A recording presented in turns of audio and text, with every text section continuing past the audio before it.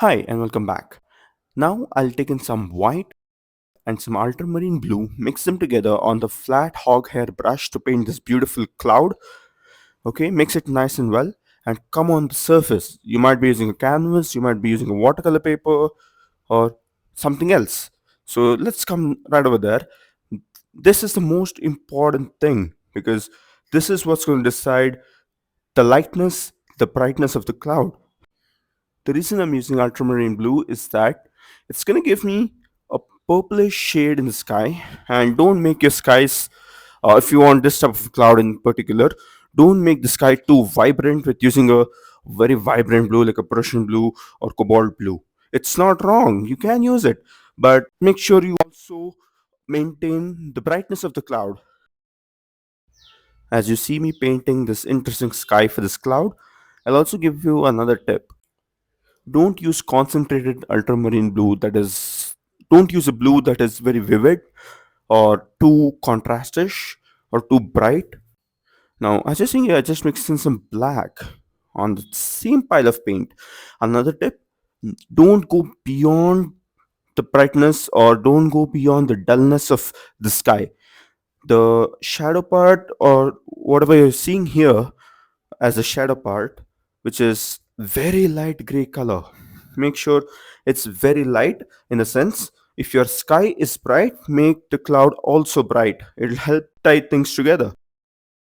Look at that. Now I'm taking some more black so that we get some shadowy effect. That's at the bottom if you observe. Do not take that to the top of the cloud or the topmost part of the cloud. Just just getting that composition correct, and you can play around with the colors and you can sort of experiment, but this is the basic foundation for all of that. And let's sort of come up till there. Now the reason I'm coming up till there is because I know there is no paint on the brush, it'll just get blended. But when you take the darkest color for the shadowy part of the cloud, make sure you start from the bottom and work towards the top. Now for example, you might have seen a lot of painters. Usually we start from the top and end towards the bottom of the entire painting. But here you have to start from the bottom of the cloud, and it has to be relatively dark, not too dark. So the best way is to mix in on the same pile of paint on your palette. So it's very essential for you to maintain a palette for this. Okay. So I'm trying to paint in the highlights. This is not the final coat. I know very well this can never be the final coat. And also I'm using the same dirty brush, so it'll get mixed with the color. The white gets mixed with the colors used previously, and look at that, it's kind of not coming bright, and that is what we want here. That is a trick. Never go too bright in the early stage.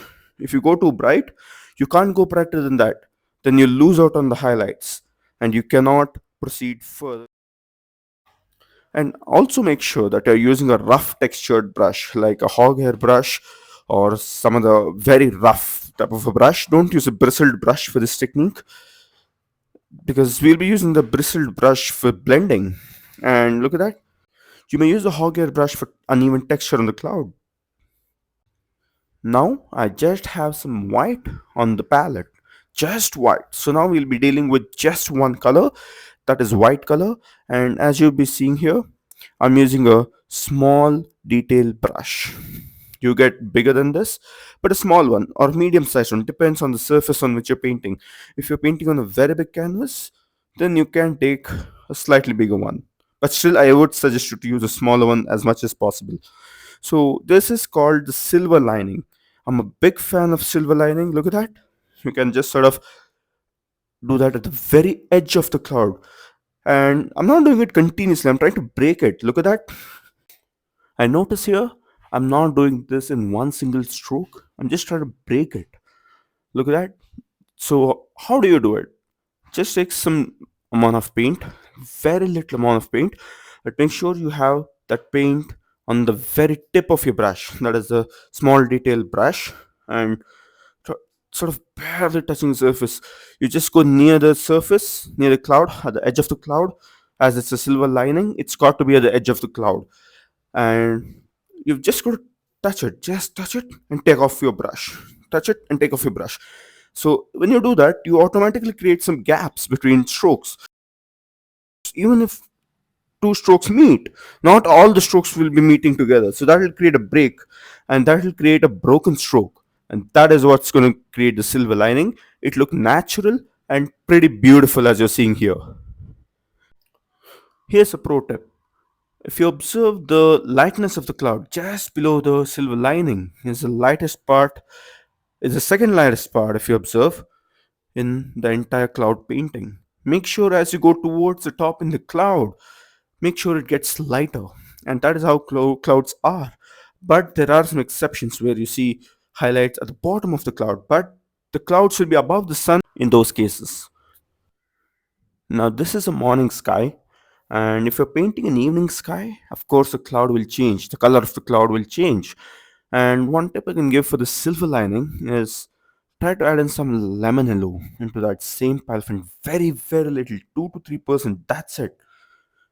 The rest of the things will be taken care by the surroundings in the sky, the overall color of the sky, the shade of the sky, the brightness of the sky, as I'm showing you here. Now just imagine if this sky were to be very vivid or too contrastish, and I use the shadows and the white color or the brightness of the cloud as I'm using here, it wouldn't go together. It would look like two different paintings kept on top of each other. The sky is irrelevant, the cloud becomes irrelevant. And even a detailed round brush will do the work. You can also use a rigger brush, but in a rigger brush, the bristle is long, and as a beginner, some of them might not have control. That is the reason I recommend you to go with the brush in which the length or the height of the bristles is less and it's small. So this brush has been working for me for all these, for especially painting the silver lining of the clouds. And look at that, I almost completed the silver lining. And one more thing, as you're seeing a sub cloud, as I'm painting here, if you notice, I'm not getting it too bright. Don't need to add silver lining for all the clouds. That's another thing. If you add silver lining to all the clouds, then it look even. And even the cloud with the perfect silver lining will not fit into the painting.